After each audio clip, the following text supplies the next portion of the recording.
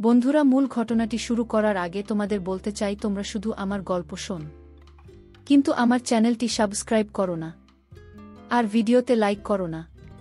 তোমরা যদি ভিডিওতে লাইক সাবস্ক্রাইব না করো তাহলে আমি ভিডিও তৈরি করার উৎসাহ পাই না। তাই তোমরা ভিডিওতে লাইক দিয়েও চ্যানেলটি সাবস্ক্রাইব করে আমাকে উৎসাহ দেবে গল্প তৈরি করার জন্য। আমি তোমাদের আজ এমন একটি গল্প শোনাবে যা শুনে তোমাদের মাথাটা গরম হয়ে যাবে। তাহলে চলো বন্ধুরা, বেশি কথা না বলে মূল ঘটনাটি শুরু করি। আমি তখন মাত্র ক্লাস 9-এ পড়তাম। সেই সময় গরম শুরু হয়ে গিয়েছিল, তাই স্কুল থেকে ছুটি মিলেছিল। প্রতিদিনের মতো আজও সারা বাড়ি পরিষ্কার করার পর আমি আমার বিছানায় বিশ্রাম নিচ্ছিলাম। ক্লান্তিতে পুরো শরীর যেন দুর্বল হয়ে গিয়েছিল। আমি বিছানায় শুয়ে ক্লান্তি দূর করার চেষ্টা করছিলাম। আমার মাথায় প্রচণ্ড ব্যথা করছিল, তাই মাথায় মালিশ করছিলাম। আমার এক আওয়াজ শুনে আমার ভাই সুজন ঘরে এল। বল, কি হয়েছে দিদির, শরীর খারাপ নাকি? আমি বললাম, কি ভাইমা আমার উপর সব কাজ চাপিয়ে দিয়ে চলে যায়। কলেজে ছুটির কারণে পুরো বাড়ির দায়িত্ব আমার উপর এসে পড়েছে। ঘরের কাজের লোকও ছুটিতে, আমার পক্ষে এই বাড়ির কাজ করা সম্ভব হচ্ছে না। আমার কথা শুনে সে আমার পাশে বসে বলল, সবিতা দিদি, চিন্তা করো না, আমি এখনই তোমার জন্য তাজা ফ্রেশ জুস নিয়ে আসছি। সেটা খেলে নিশ্চয়ই শান্তি পাবে। সুজানের কথা শুনে আমি হাসলাম এবং বললাম, শুধু তুমি বাইরে থেকে খাবার নিয়ে এসো, আমি একটু ঘুমাবো। সে ফিরে এলে আমার তার প্রতি অনেক ভালোবাসা এলো। দুনিয়ায় খুব কমই এমন ভাই আছে যারা তাদের বোনের এত খেয়াল রাখে। আমি তাকে অনেক আশীর্বাদ দিতে লাগলাম এবং তারা না ঠান্ডা জুস খেতে লাগলাম।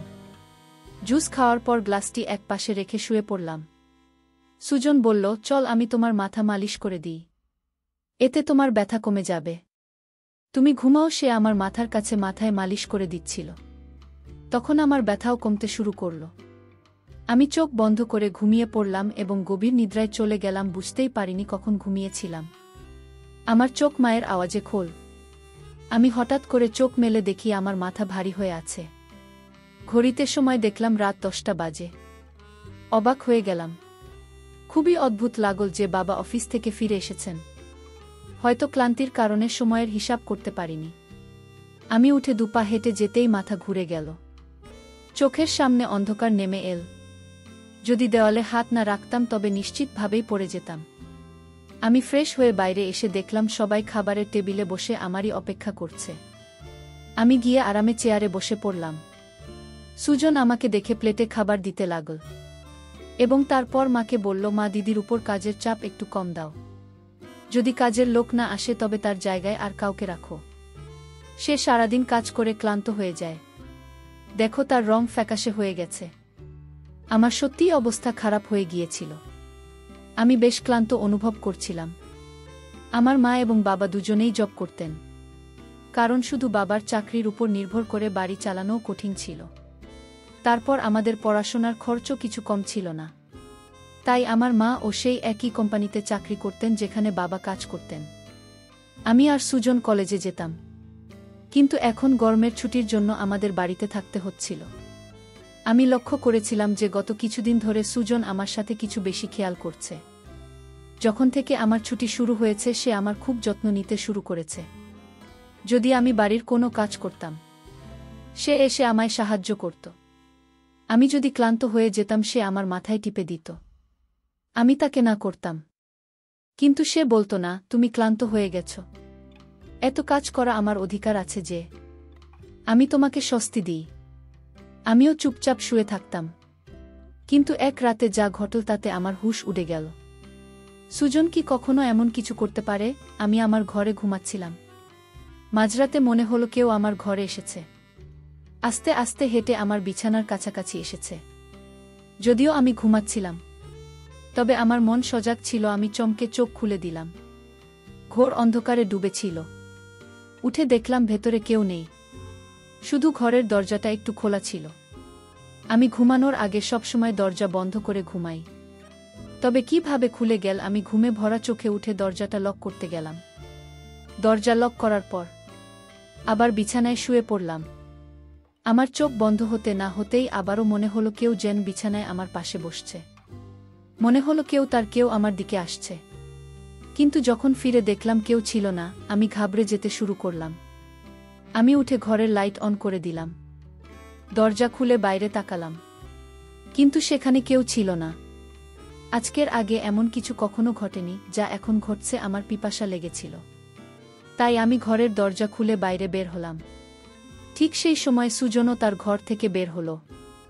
আমাকে দেখে এসে জিজ্ঞেস করল, কি ব্যাপার দিদি, তুমি এখনো জেগে আছে? আমি উত্তর দিলাম, কিছু না, শুধু মনে হলো যে ঘরে কেউ আছে। পানি খেয়ে আমি আবার ঘুরে এলাম এবং সেও আমার পেছন পেছন এলো। সে বলল, তোমার ভয় পাওয়ার দরকার নেই, যদি ভয় লাগে তাহলে আমি তোমার পাশে শুয়ে যাই। আমি তাকে না করে বললাম, না, তোমার ঘুম নষ্ট করার দরকার নেই, তুমি তোমার ঘরে ঘুমাও।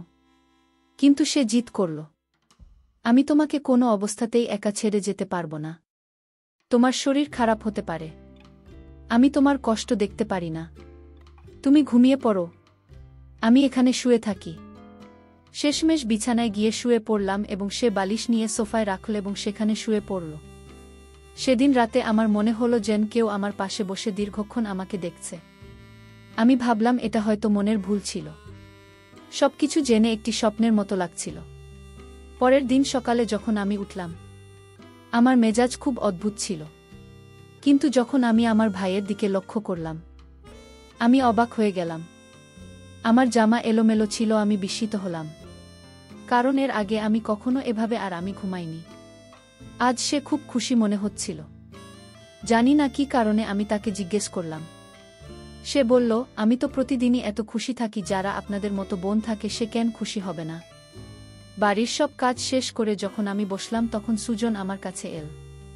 বলল, দিদি, আমি তোমার মাথায় মালিশ করে দিই। তার আচরণগুলো অদ্ভুত লাগছিল। আমি বললাম, এটা তোমার কাজ নয়, যাও তোমার বন্ধুদের সঙ্গে ঘুরে এসো, আমার মালিশের দরকার নেই, আজ আমার মাথা ব্যথা নেই।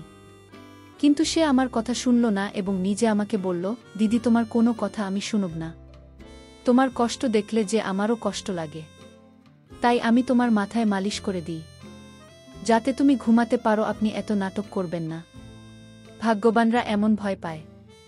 আমার মতো ভাই তুমি পেলে দিদি, আমি তোমার মাথায় মালিশ করে দিলে তখন তোমার কি সমস্যা হতে পারে? আসুন, আমি তোমার মাথার মালিশ করে দিই, এতে তোমার অনেক শান্তি লাগবে। সে আমাকে তুলে ঘরে নিয়ে গেল। আমি বিছানায় বালিশে শুয়ে পড়লাম। সুজন আমার যে 4 বছরের ছোট ছিল, কিন্তু সে আমাকে নাম ধরে ডাকত, বলতো, তুমি এত সুন্দর যে তোমাকে দেখে মনে হয় তুমি সবসময় এভাবে হাসতে থাকো এবং আমি তোমার যত্ন নিতে থাকি। সে যখন আমার মাথায় ম্যাসাজ করছিল, তার হাতে যেন জাদু ছিল। আমি কিছুক্ষণের মধ্যে ব্যথামুক্ত হয়ে ঘুমিয়ে পড়লাম। কিছুক্ষণ পরে যখন আমার ঘুম ভাঙল, আমার পুরো শরীর ব্যথায় ভাঙছিল। মনে হচ্ছে যেন আমার পায়ের উপর অনেক বেশি ওজন রাখা হয়েছে। পুরো শরীর ব্যথা করছিল। ধীরে ধীরে উঠে বসে চারপাশে তাকালাম। যখন নিজের দিকে নজর দিলাম, দেখলাম আমি পুরোপুরি ভিজে গেছি। যেন কেউ আমাকে স্নান করিয়ে দিয়েছে, কাপড় ভিজে গেছে, পাখা বন্ধ ছিল এবং গরম ছিল। এসব কি হচ্ছিল? আমি খুব কষ্টে উঠে দাঁড়ালাম।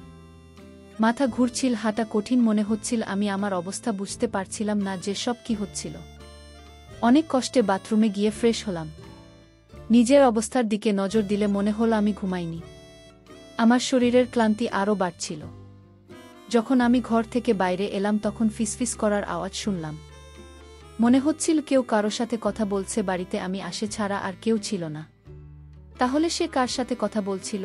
আমি প্রথমে রান্নাঘরে পানি পান করতে গেলাম, কিন্তু তখন আওয়াজ বন্ধ হয়ে গিয়েছিল। আমি রান্নাঘরের দরজার পাশে দাঁড়িয়েছিলাম যখন সে বৈঠকখানা থেকে বের হলো। তার হাতে অনেক টাকা ছিল, যা দেখে হাসছিলাম আর কপালে ভাঁজ পড়ল। পরের মুহূর্তেই তার দৃষ্টি আমার উপর পড়ল। আমাকে দেখে বলল, দিদি, তুমি উঠে গেলে। আমি হাঁটতে হাঁটতে তার কাছে গেলাম।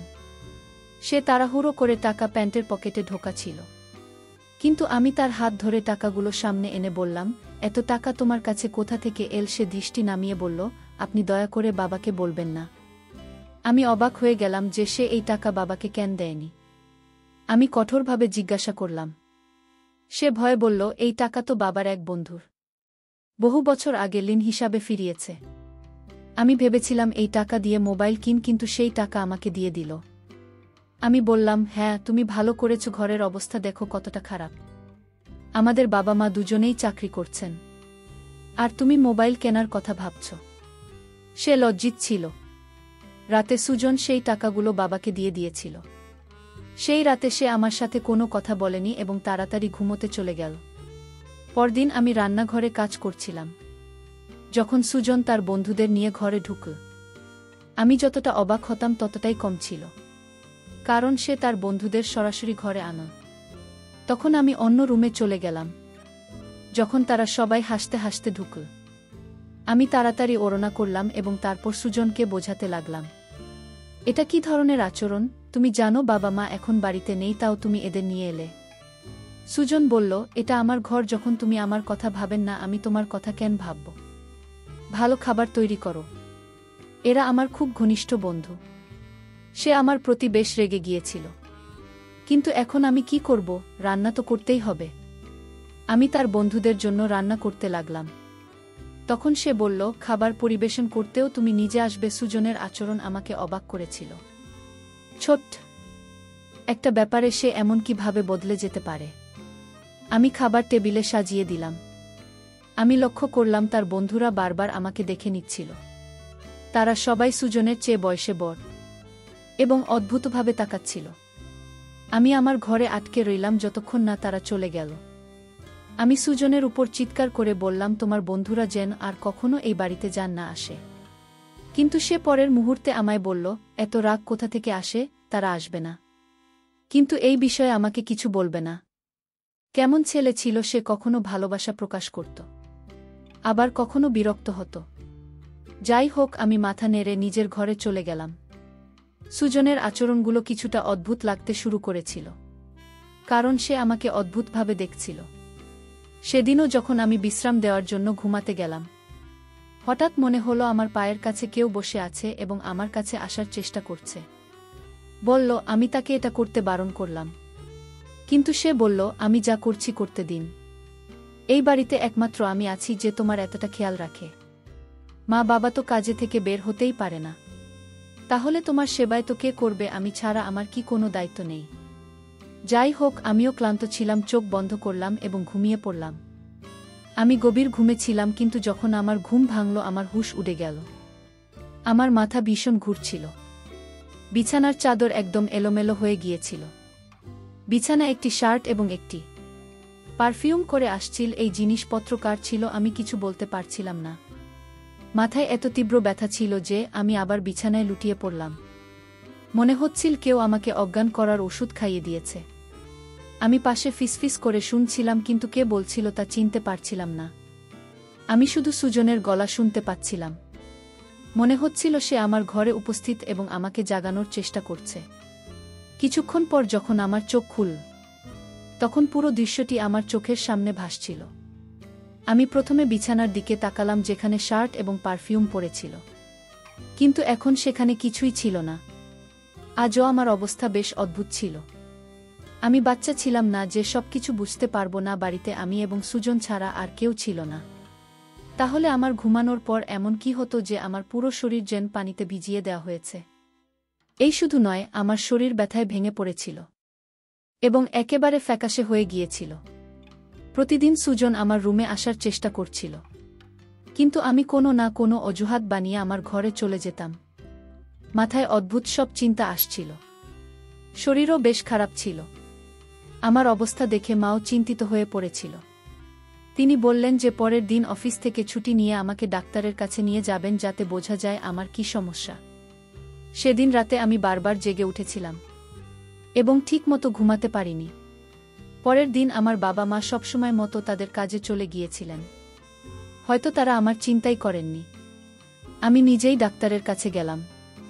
সেখানে ডাক্তারের রিপোর্ট যা দেখলাম তা হলো আমি নাকি মা হতে চলেছি। তাহলে এটা কিভাবে সম্ভব? সুজন তো আমার ভাই, কিন্তু তারপর আমার মনে পড়ল যে আমি তাকে সৎ ভাই হিসেবেই জানি। ব্যাপারটা এমন ছিল যে কারো কাছেই গোপন ছিল না যে সে আমার মায়ের দ্বিতীয় বিয়ের সন্তান এবং আমি মায়ের প্রথম বিয়ের সন্তান। এই ধরনের চিন্তাগুলো আমাকে ভুল ভাবতে বাধ্য করেছিল। বুঝতে পারছিলাম না কিভাবে বাবা মাকেই কথা বলবো। সুজন আমার সৎ ভাই যখন আমার পাশে বসত তখন সে আমার সাথে অন্য রকম আচরণ করত। আজ বুঝতে পারছিলাম ডাক্তারের রিপোর্ট দেখে আমার সৎ ভাই আমাকে অজ্ঞান করে কি করেছিল, আজ আমার এই অবস্থার জন্য দায়ী। আমার মা বাবা কেন না, মা বাবা যদি বাড়িতে থাকতো তাহলে সুজন কখনো সাহস পেত না।